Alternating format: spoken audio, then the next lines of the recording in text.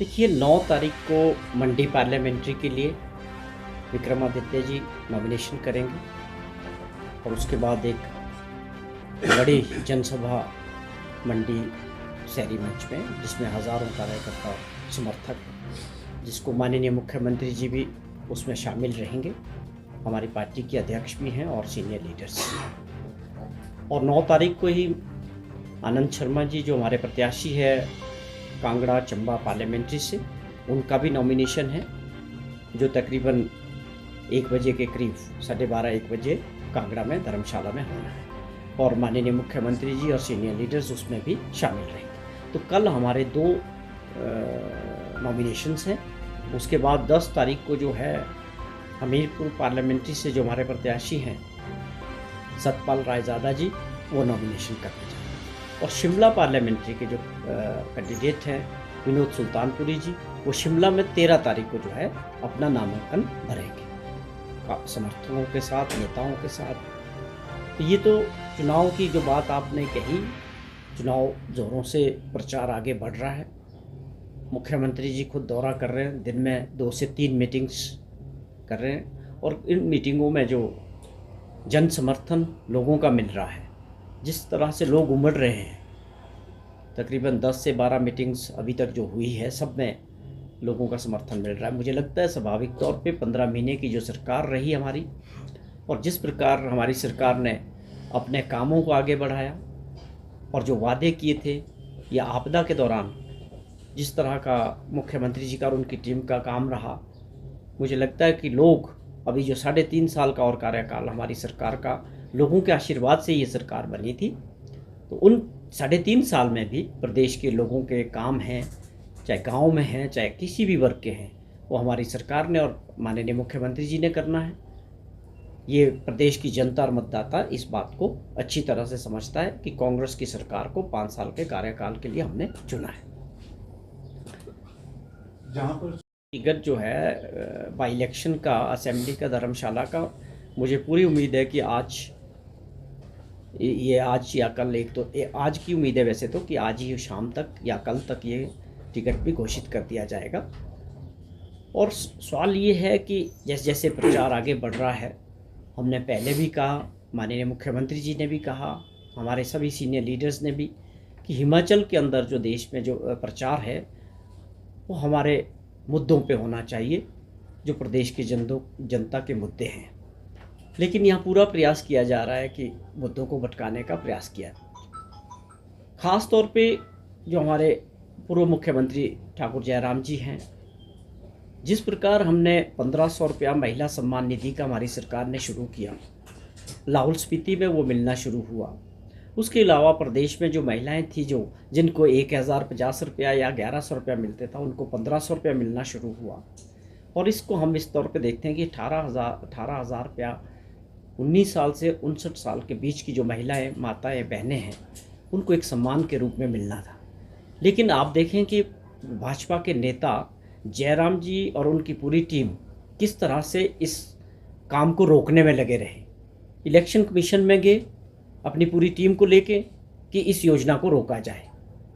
और कल की बात या परसों की आप देखें कि इनकी एक महिला नेत्री रश्मिधर सूद जी किस प्रकार से खुले तौर पे प्रेस कॉन्फ्रेंस में मीडिया के माध्यम से इस बात को बोल रही है कि महिलाओं को 1500 रुपया महीने का नहीं मिलना चाहिए, ना ही उनको ज़रूरत है और ना ही मिलना चाहिए, और मुफ्त में किसी को नहीं देना चाहिए।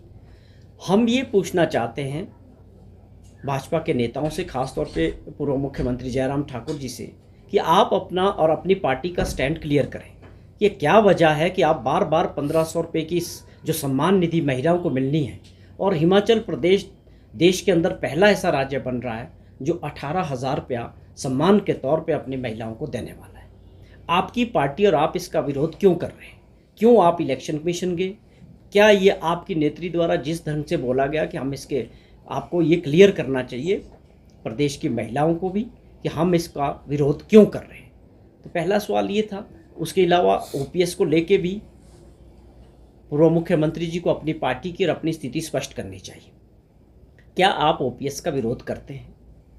क्योंकि आपके हाईकमांड तो इसका विरोध करते हैं, मोदी जी तो इसके खिलाफ है। तो आप बताएं कि आपने पहले अपने टाइम में नहीं किया, अब हमारी सरकार ने इसको पहले ही फैसला लेके लागू किया है और देश के अंदर हम पहला राज्य बना है जहाँ पर ओपीएस जो है लोगों को पुरानी पेंशन स्कीम के तहत लाया गया। अब आप इस मामले में भी अपनी स्थिति स्पष्ट करें, अपनी पार्टी की स्थिति स्पष्ट करें कि ओपीएस को लेके आपका स्टैंड क्या है। क्या आप इसका विरोध करते हैं? कभी भविष्य में आप द्वारा आएंगे जैसे राजस्थान में हुआ, आपकी सरकार ने उसको नहीं मान रहे, तो क्या इस बात को लेके भी बहुत बड़ी शंका लोगों के मन में है। तो ये कुछ मुद्दे हैं जो जनहित से जुड़े हुए हैं। जहाँ तक सवाल देश के अंदर चुनाव का मुद्दों को लेके हैं, जैसे जैसे 3 चरण का चुनाव आगे बढ़ रहा है उसमें एक चीज़ साफ दिख रही है कि देश का जो माहौल है वो बदलाव वाला है। उसका कारण है कि अब ये जुमलों वाली सरकार और झूठ की, जिस तरह से पूरा झूठ 10 साल तक मोदी जी की सरकार ने बेचा और एंड में जब चुनाव आया तो उन मुद्दों पे बात ही नहीं हो रही। जो देश के सबसे बड़े मुद्दे हैं, बेरोजगारी, महंगाई, भ्रष्टाचार, इनको टच नहीं किया जा रहा है। प्रधानमंत्री जी और उनकी टीम पूरा प्रयास कर रही है कि मुद्दों को भटकाया जाए और वो मंगलसूत्र पे जाए, मंदिर पे, मस्जिद पे जाए, हिंदू मुस्लिम पे जाए। इस बात को देश की जनता समझ चुकी है। ये सरकार किसान विरोधी रही है। किसान आंदोलन को दबाने का प्रयास कैसे किया गया, उनसे जो वादे किए गए थे कि उनकी इनकम को डबल किया जाएगा, वो सारे जुमले साबित हुए। युवाओं से 2 करोड़ रोजगार देने की बात हुई थी, उसका कुछ नहीं हुआ। महंगाई को रोकने की बात हुई थी, आज आम परिवार को चलाना मुश्किल हो रहा है कि कितनी महंगाई बढ़ गई और लोगों के जो है कमाई नहीं बढ़ी है। उसके अलावा भ्रष्टाचार का रिकॉर्ड तोड़ दिया।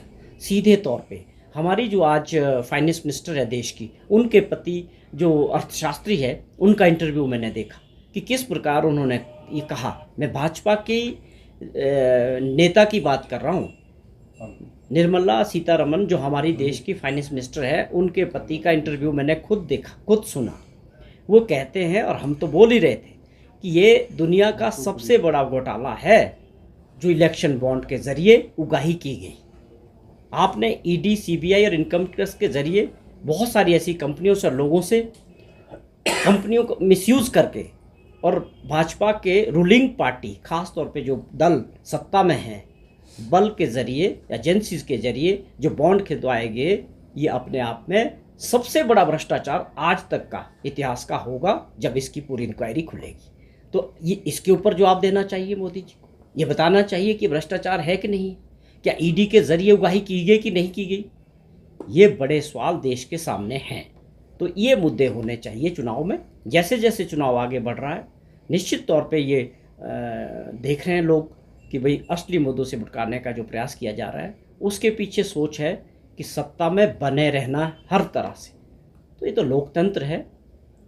मैं ये भी समझता हूँ कि देश की जनता, ये लोकतंत्र की भलाई भी है कि अगर आप 10 साल बाद बदलाव करेंगे तो बदलाव लोकतंत्र के लिए हमेशा अच्छा रहता है। तो ये सही समय है इस बात देश की जनता के सामने कि जो थोड़े तानाशाह हो गए हैं लोग, उनको सबक सिखाना और लोकतंत्र को मजबूत करने का ये अच्छा समय है। ये इस बात से मुझे लगता है बौखलाहट है भाजपा के नेताओं में। हम बार बार पूछ रहे हैं कि आप इसका विरोध क्यों कर रहे हैं, आपको क्या शंकाएं हैं इसमें। जब सरकार ने कोई घोषणा कर दी, उसकी नोटिफिकेशन कर दी और एक जिला में वो मिलना शुरू हो गया और मुख्यमंत्री जी और सरकार ने सुनिश्चित कर दिया कि अप्रैल के बाद, कोड ऑफ कंडक्ट के बाद जो भी इसमें फॉल करेंगे उनको ये पैसा मिलेगा। आप इसका विरोध क्यों करना चाहते हैं? आपके पास मुद्दे नहीं हैं। हमने जो गारंटियाँ 5 साल के लिए लोगों ने हमको मौका दिया था, हमारी सरकार ने 1 साल के अंदर 5 गारंटियों पे काम किया। इससे स्वाभाविक तौर पे भाजपा जो है यहाँ बैकफुट पे है, बौखलाहट में है। और भाजपा का खास तौर पे जो 1.5 साल का विपक्ष में जो कार्यकाल रहा और आपदा के दौरान जिस तरह से हिमाचल भाजपा पूरी तरह से प्रदेश के लोगों के हित को साथ खड़े होने में फेल हुई है। चाहे वो हमारा जितना नुकसान हुआ, 10,000 करोड़ रुपए के नुकसान की भरपाई के लिए, वहाँ पर इन मुद्दों के बारे में प्रधानमंत्री जी से बात नहीं कर सके, पार्लियामेंट में इसको नहीं उठा सके। तो आपको इन चीज़ों के जवाब देने चाहिए। आप क्या पूछना चाहते हैं कांग्रेस से, आप बताएं। रश्मिधर सूद जी हो या जयराम जी हो, कि आप 1500 रुपये का विरोध क्यों कर रहे हैं? हमने कमिटमेंट की थी, ये हमारी, इस कमिटमेंट को हमारी सरकार ने पूरा किया है, तो इसमें घबराने की क्या बात है? आप देखते जाइए कैसे मिलना शुरू होगा लोगों को। ये मिलना शुरू हो चुका, महिलाओं को आगे और मिलेगा।